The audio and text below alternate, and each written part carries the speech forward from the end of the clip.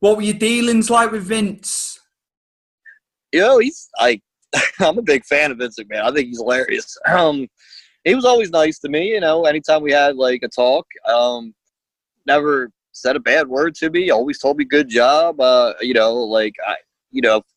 whole time I was there, I felt like I was doing a good job because he would always tell me good job.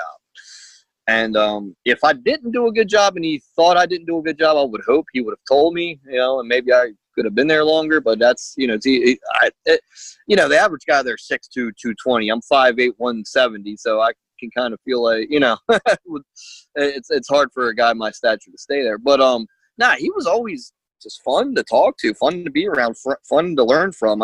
He gave me my dream. He changed my life forever. And he's not a perfect person. I'm not a perfect person. Nobody watching this is. But he was good to me. I can say that. That's cool. That's refreshing. That's refreshing to hear that about Vince. It was all good. Sometimes when I've had people on, they've said about there's negativity, but it's I can't be negative, man. I try not to be negative at all.